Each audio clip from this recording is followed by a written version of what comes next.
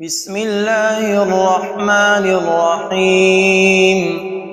الحمد لله الذي أنزل على عبده الكتاب ولم يجعل له عوجا قيما لينذر بأسا شديدا من لدنه ويبشر المؤمنين الذين يعملون الصالحات أن لهم أجرا حسنا ماكثين فيه أبدا وينذر الذين قالوا اتخذ الله ولدا ما لهم به من علم ولا لآبائهم كبرت كلمة تخرج من أفواههم إن يقولون إلا كذبا فلعلك باخع نفسك على آثارهم إن لم يؤمنوا بهذا الحديث أسفا إنا جعلنا ما على الأرض زينة لها لنبلوهم أيهم أحسن عملا وإنا لجاعلون ما عليها صعيدا جرزا أم حسبت أن أصحاب الكهف والرقيم كانوا من آياتنا عجبا إذ أوى الفتية إلى الكهف فقالوا ربنا آتنا من لدنك رحمة وهيئ لنا من أمرنا رشدا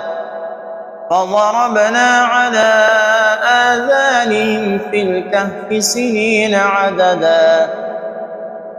ثم بعثناهم لنعلم أي الحزبين أحصى لما لبثوا أمدا نحن نقص عليك نبأهم بالحق إنهم فتية آمنوا بربهم وزدناهم هدى وربطنا على قلوبهم إذ قاموا فقالوا ربنا رب السماوات والأرض لن ندعو من دونه إلها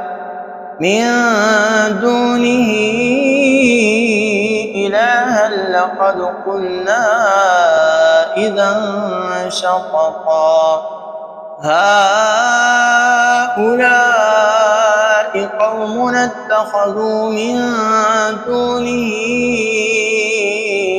آلهة لولا يأتون عليهم بسلطان بين فمن أظلم ممن افترى على الله كذبا وإذ اعتزلتموهم وما يعبدون إلا الله فأووا إلى الكهف ينشر لكم ربكم من رحمته ويهيئ لكم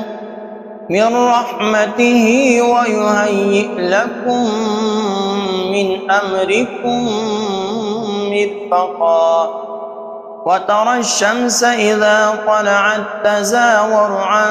كهفهم ذات اليمين وإذا غربت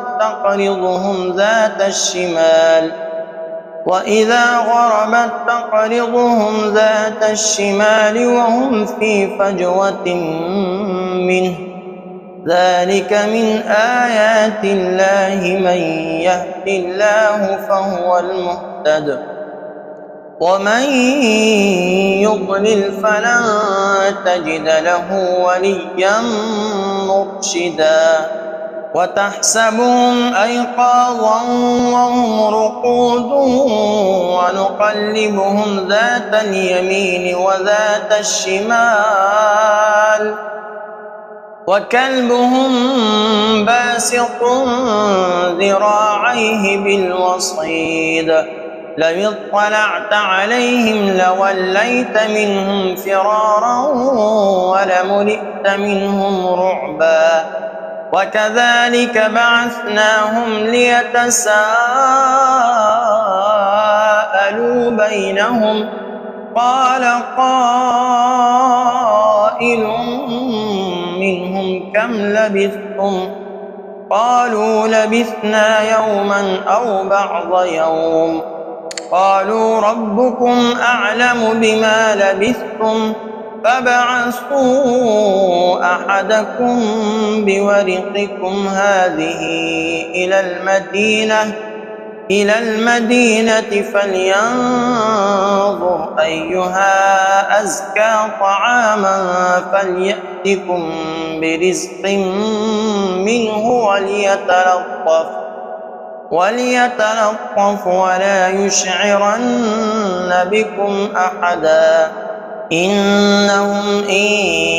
يظهروا عليكم يرجموكم أو يعيدوكم في ملتهم ولن تفلحوا إذا أبدا وكذلك أعثرنا عليهم ليعلموا أن وعد الله حق وأن الساعة لا ريب فيها إذ يتنازعون بينهم أمرهم فقالوا ابنوا عليهم بنيانا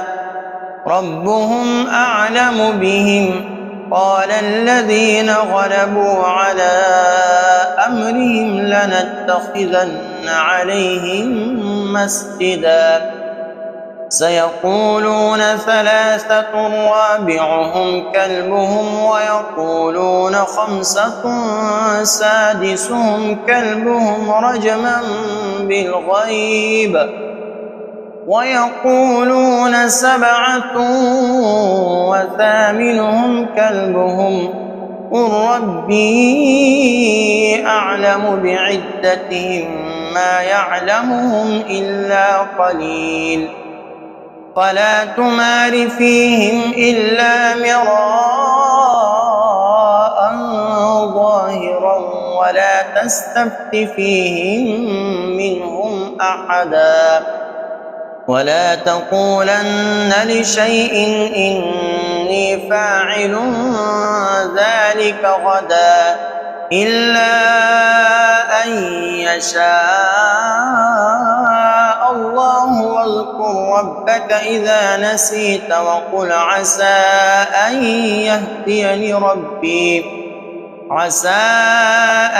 يهديني ربي لأقرب من هذا رشدا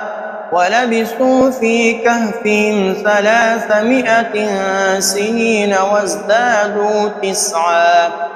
قل الله أعلم بما لبثوا له غيب السماوات والأرض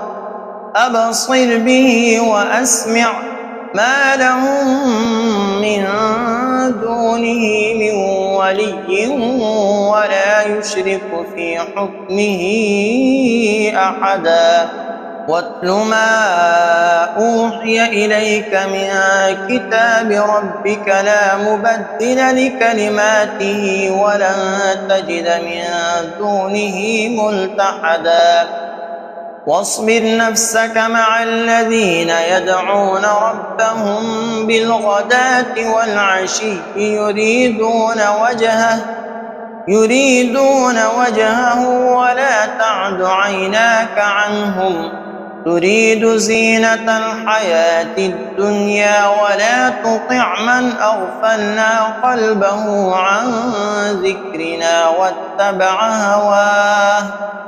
واتبع هواه وكان أمره فرطا وقل الحق من ربكم فمن شاء فليؤمن ومن شاء فليكفر إنا أعتدنا للظالمين نارا أحاط بهم سرادقها وإن يستغيثوا يغاثوا بماء كالمهل يشوي الوجوه بئس الشراب وساءت مرتفقا مرتفقا إن الذين آمنوا وعملوا الصالحات إنا لا نضيع أجر من أحسن عملا أولئك لهم جنات عدن تجري من تحتهم الأنهار يحلون فيها من أساور من ذهب ويلبسون ثيابا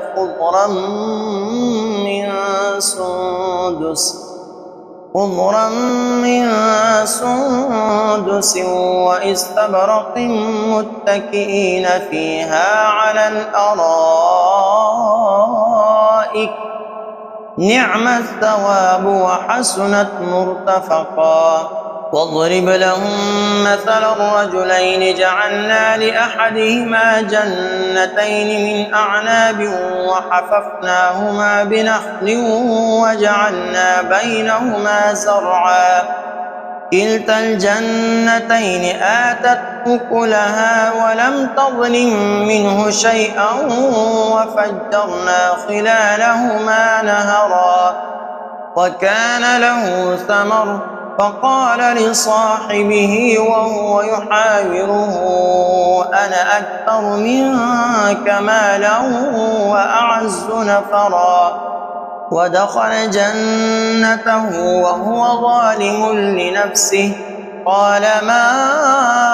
أظن أن تبيد هذه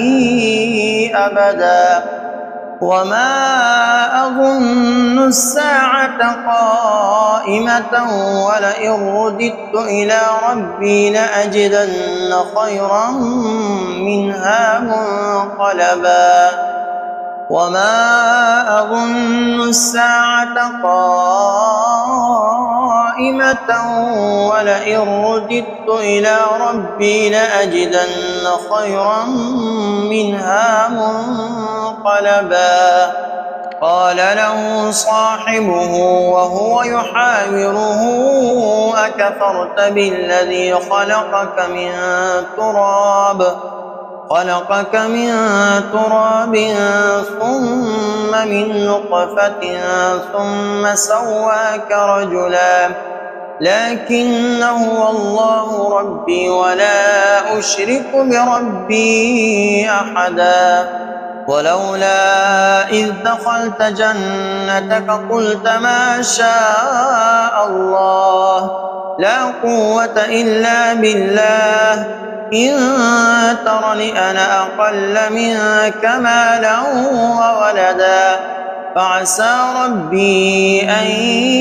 يؤتيني خيرا من جنتك ويرسل عليها حسبانا من السماء فتصبح صعيدا زلقا أو يصبح ماؤها غورا فلن تستطيع له طلبا وأحيط بثمره فأصبح يقلب كفيه على ما أنفق فيها وهي خاوية على عروشها ويقول يا ليتني لم أشرك بربي أحدا ولم تكن له فئة ينصرونه من دون الله وما كان منتصرا هنالك الولاية لله الحق هو خير ثوابا وخير عقبا واضرب لهم مثل الحياة الدنيا كماء إن أنزلناه من السماء فاختلط به نبات الأرض فأصبح هشيما تذروه الرياح وكان الله على كل شيء مقتدرا المال والبنون زينة الحياة الدنيا والباقيات الصالحات خير عند ربك ثوابا وخير أملا ويوم نسير الجبال وترى الأرض بارزة وحشرناهم فلم نغادر منهم أحدا وعرضوا على ربك صفا لقد جئتمونا كما خلقناكم أول مرة بل زعمتم أن لن نجعل لكم موعدا ووضع الكتاب فترى المجرمين مشفقين مما فيه ويقولون يا ويلنا ما لهذا الكتاب لا يغادر صغيرة ولا كبيرة إلا أحصاها ووجدوا ما عملوا حاضرا ولا يظلم ربك أحدا وإذ قلنا للملائكة اسجدوا لآدم فسجدوا إلا إبليس كان من الجن ففسق عن أمر ربه أفتتخذونه وذريته أولياء من دوني وهم لكم عدو بئس للظالمين بدلا ما أشهدتم خلق السماوات والأرض ولا خلق أنفسهم وما كنت متخذ المضلين عضدا ويوم يقول نادوا شركائي الذين زعمتم فدعوهم فلم يستجيبوا لهم وجعلنا بينهم موبقا ورأى المجرمون النار فظنوا أنهم مواقعوها ولم يجدوا عنها مصرفا ولقد صرفنا في هذا القرآن للناس من كل مثل وكان الإنسان أكثر شيء جدلا وما منع الناس أن يؤمنوا إذ جاءهم الهدى ويستغفروا ربهم إلا أن تأتيهم سنة الأولين أو يأتيهم العذاب قبلا وما نرسل المرسلين إلا مبشرين ومنذرين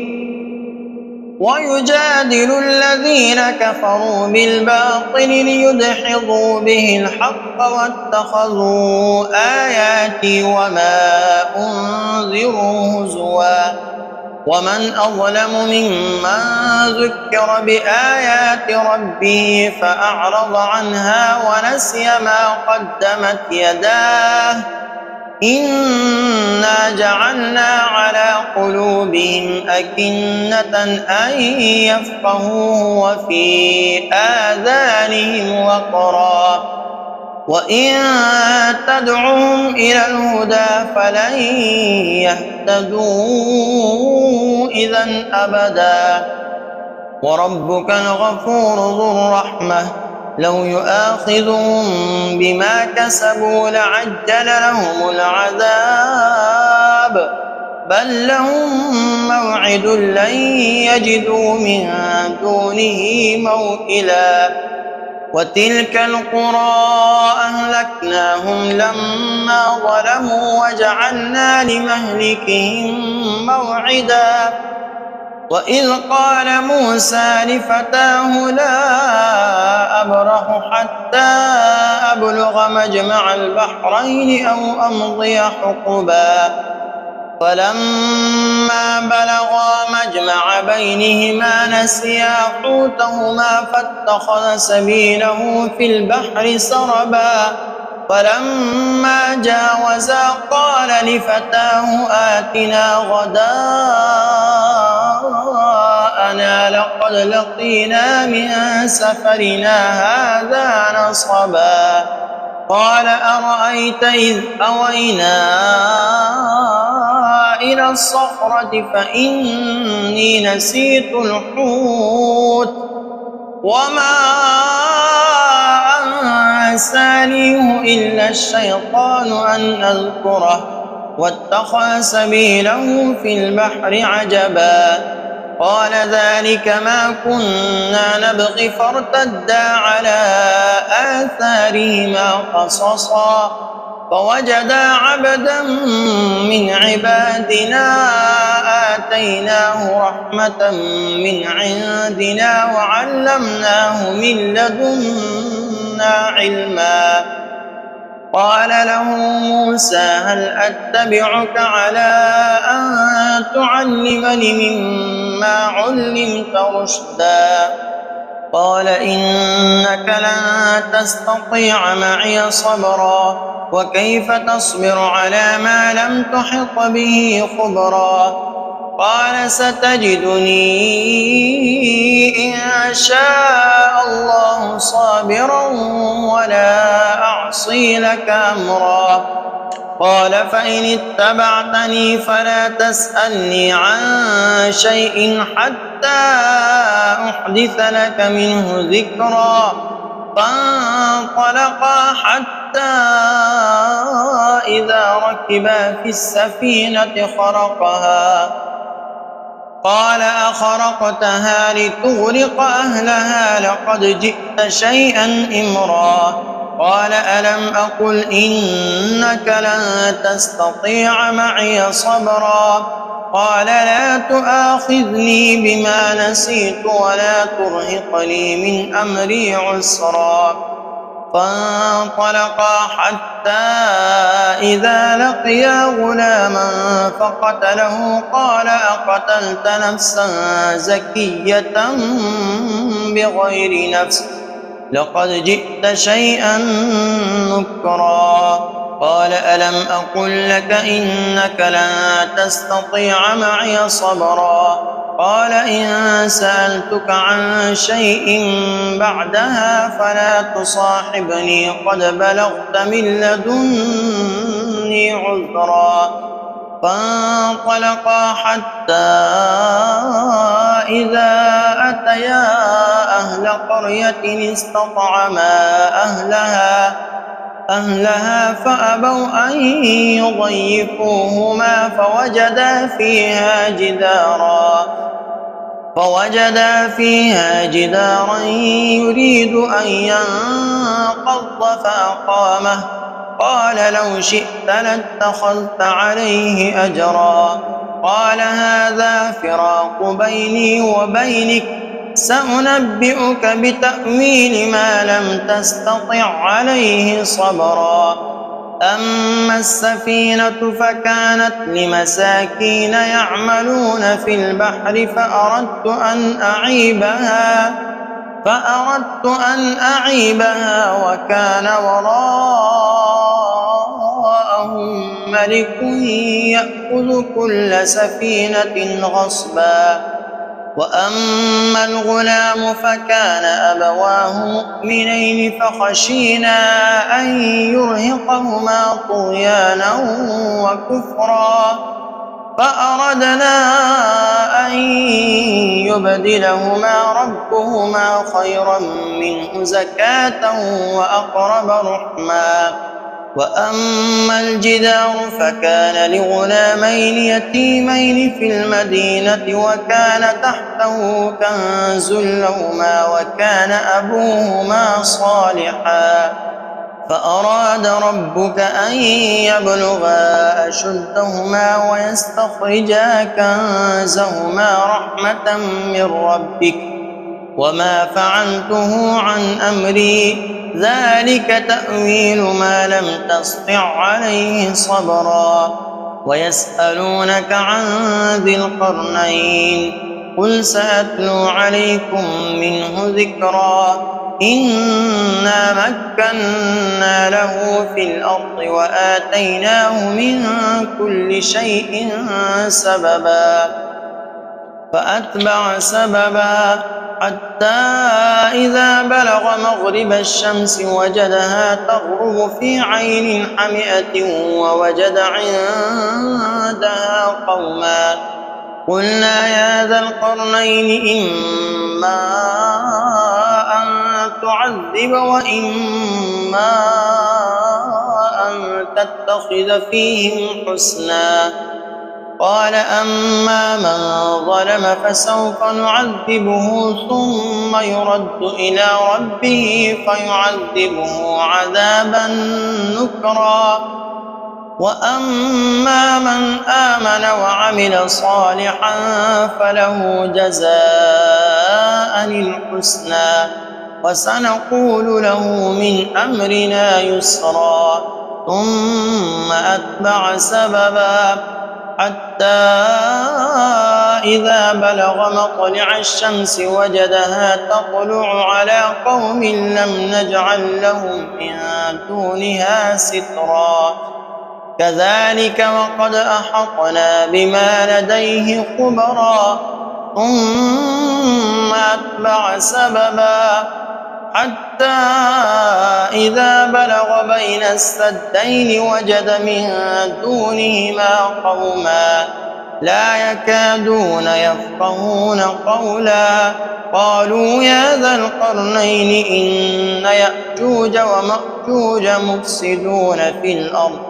مفسدون في الأرض فهل نجعل لك خرجا على أن تجعل بيننا وبينهم سدا. قال ما مكني فيه ربي خير فأعينوني بقوة أجعل بينكم وبينهم ردما. آتوني زبر الحديد حتى إذا ساوى بين الصدفين قال انفخوا حتى إذا جعله نارا قال آتوني أفرغ عليه قطرا. فما استطاعوا أن يظهروه وما استطاعوا له نقبا. قال هذا رحمة من ربي فإذا جاء وعد ربي جعله دكا وكان وعد ربي حقا. وتركنا بعضهم يومئذ يموج في بعض ونفخ في الصور فجمعناهم جمعا. وعرضنا جهنم يومئذ للكافرين عرضا. الذين كانت أعينهم في غطاء عن ذكري وكانوا لا يستطيعون سمعا. أفحسب الذين كفروا أن يتخذوا عبادي من دوني أولياء إنا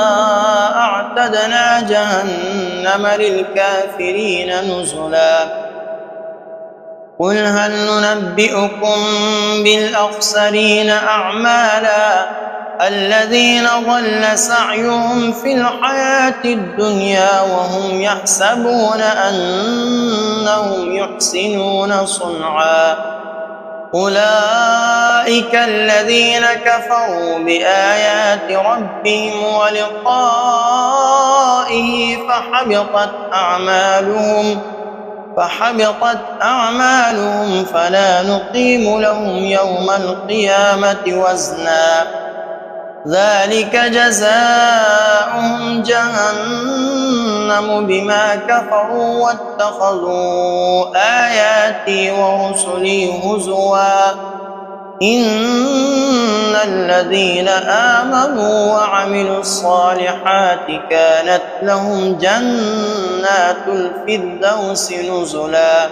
خالدين فيها لا يبغون عنها حولا. قل لو كان البحر مدادا لكلمات ربي لنفد البحر قبل أن تنفد كلمات ربي ولو جئنا بمثله مددا. قل إنما أنا بشر مثلكم يوحى إلي أنما إلهكم إله واحد. فمن كان يرجو لقاء ربه فليعمل عملا صالحا ولا يشرك بعبادة ربه أحدا.